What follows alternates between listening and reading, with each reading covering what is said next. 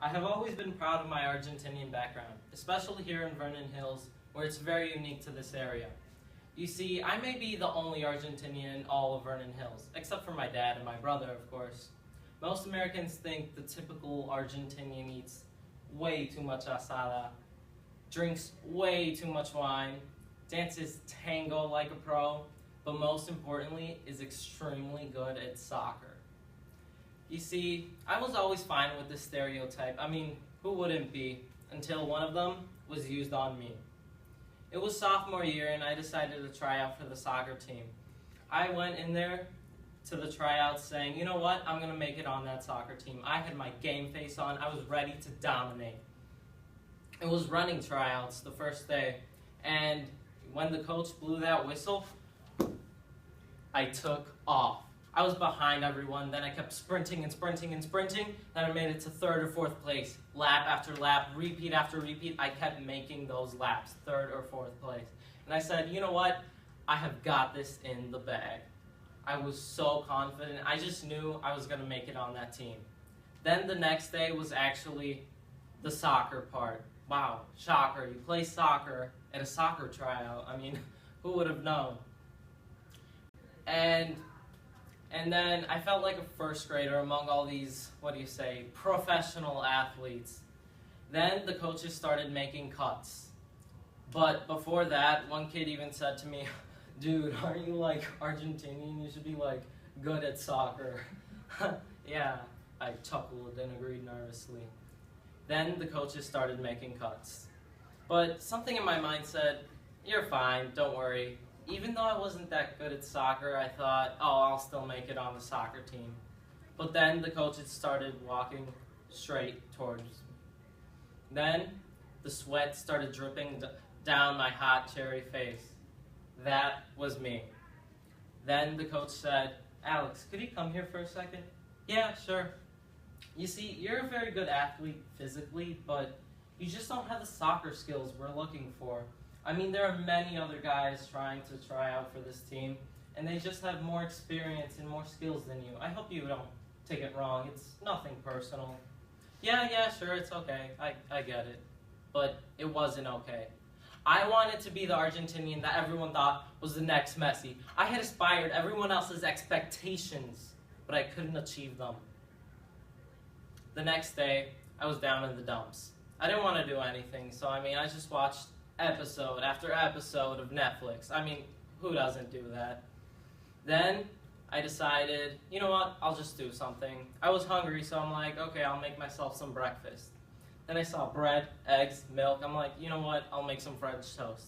Then I have some bacon, I slap it down on the pan. Then I have some fresh fruit. All of a sudden, I have this 5-course meal right in front of me.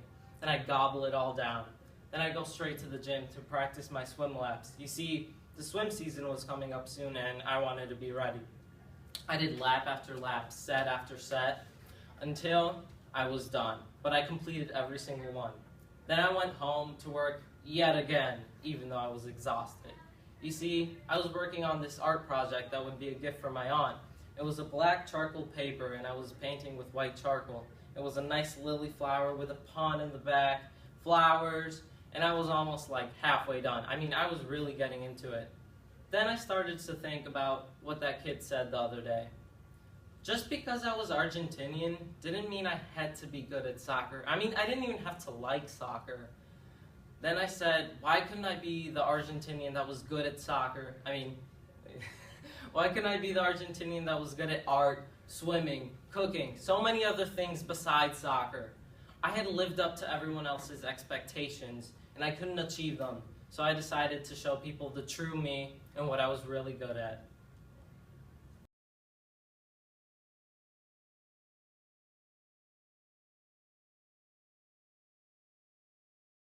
So, back to when I was 10 years old, I came to America by myself to study English.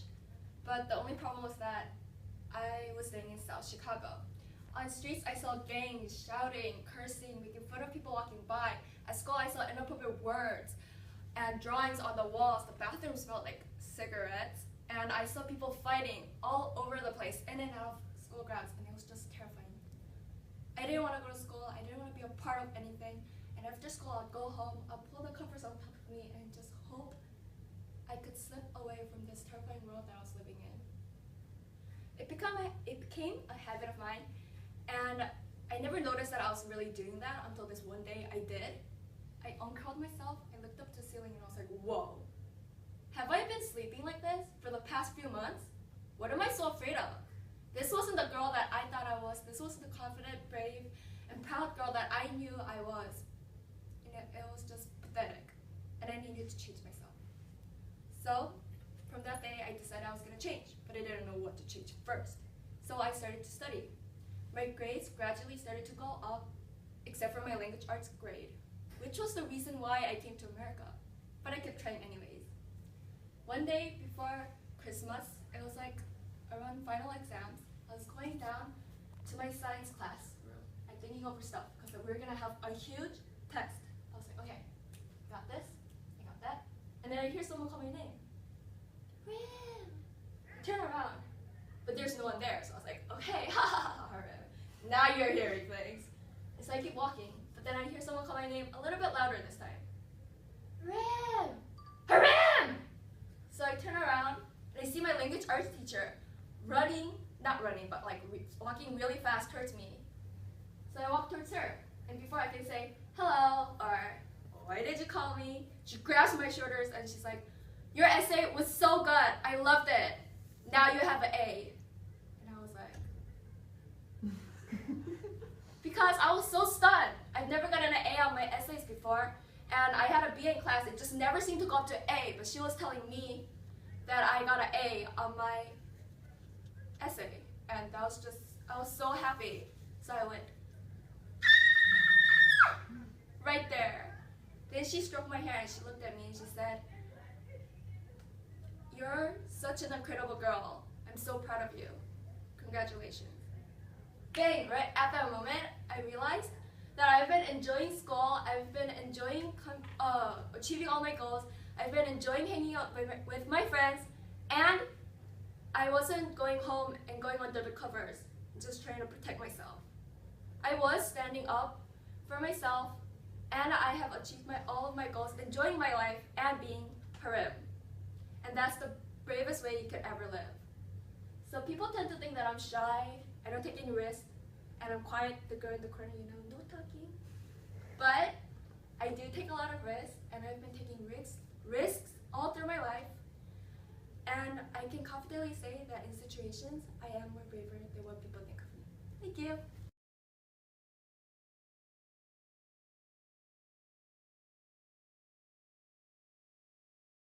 Alright, I want you guys to think about something. Greg's Landing. The first thing that probably comes to your mind is, ugh, you live in Greg's Landing, he must not do any work, he must be lazy. But no, and there was one moment that made me realize that I'm not like this. So I want you all to close your eyes. Now think about this. It's an early fall Saturday morning. You see a garage open, you see someone pull a red lawnmower out, pull it to the bottom of the driveway. Now open your eyes. There I am, standing on the bottom of my driveway, getting ready. So I start the lawnmower. Vroom, vroom, vroom. It's chugging along, going down the front lawn, then turn to the backyard, and then turn back around, coming to the front yard. And suddenly, I hear something. I stop the lawnmower, I look around. I hear 4 different lawn mowing companies. I look to my left, lawn mowing company. Straight ahead, lawn mowing company. To the right, lawn mowing company. And you wouldn't believe it, but I turn around, look to back of me. Lawn mowing company. So, you know, me being all competitive, I decided, well, let's have a contest. Let's see who can mow the best lawn. So I keep it going. I go along, cutting grids into my lawn. Each grid looking like a checkerboard, better and better. Finally, I finish. And I look at their lawns, and then I look at my lawn. And I compare the two. And I come to the conclusion that mine is actually better. And I am proud of myself for this. But there's still one thing that I have to do. I have to edge around the lawn. So I pull out the edger, and so do the landscapers. So I decide, well, you know, they're going to do this. Let's have another competition. Let's see who can do it better again. So I start the edger. It's going around the bushes, cutting in circles. It's going. I finish the bushes, and I look at their lawn. I look down at my lawn, and I notice mine are better again. So that made me come to the conclusion, you know what? My lawn is better than these professionals. So I must take pride in my work. So that means that I actually care and I'm not lazy. Plus, I'm up on a Saturday morning cutting my lawn. What Greg's Landing person does that? Thank you.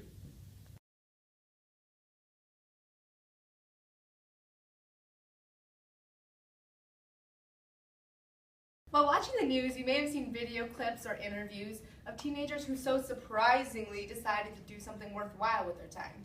You know, besides sleeping or eating or watching TV or eating. It may have been the 15-year-old girl who can sing with a voice years beyond her age, or the 14-year-old boy who's a master at cup stacking.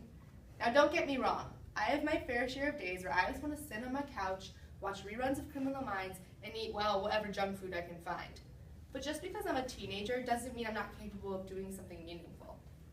Every summer I pack up my bags and head up to Michigan to a sleepaway camp for 4 weeks. I know what you're thinking. No air conditioning for 4 weeks? No thank you. But camp is like my second home, and it actually means a lot to me. Those 4 weeks fly by, and before I know it, camp is coming to an end. But that last day doesn't come without its perks. The last 3 days of camp are called Color Days. During Color Days, the camp is split up into 2 teams, blue and white. I'm on the blue team. Each team is assigned a 15-year-old captain to be its leader.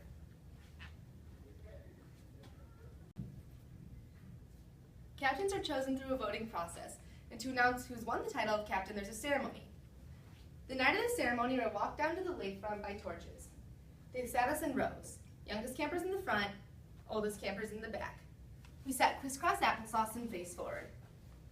When it was time to announce the captains, the counselors started making their way down the sides of the rows. This is it, I thought. This is my chance to do something spectacular. This is my chance to lead 100 little girls into battle and come out victorious. This is my chance to prove I can do anything I set my mind to. They held whistles in their hands. Whoever's next the whistles were placed around would be those who had received captain. The counselors came closer. They were behind us now. They were pacing back and forth. I was so nervous. My heart was beating out of my chest. I could hardly breathe. And then I heard a rattling noise. I looked astonished and excited at the whistle that had just landed around my neck. I looked at this whistle with determination. I thought, game on. Well, those 3 days passed by, and before I knew it, my co-captain and I were sitting in front of a fire, waiting to find out who had won Color Days 2014. There were 2 strands of lights before us, one white, one blue. Whichever strand lit up would be the team that had won. My co-captain and I sat waiting. A flash of white hit my face. We had lost. I had failed. I didn't overcome any stereotypes set against me. Without realizing it, I had started to cry. And then I looked around. What I saw surprised me, because besides all the little girls wearing white, were all the little girls wearing blue. But they were not upset or crying like their captain. They were up on their feet, cheering almost as loudly as the little girls wearing white. Proud. That was all I could feel in this moment, because my co-captain and I had taught them a very important lesson. That sometimes winning isn't all that matters. Sometimes it's the heart you put into the fight. And to me, that's meaningful. Thank you.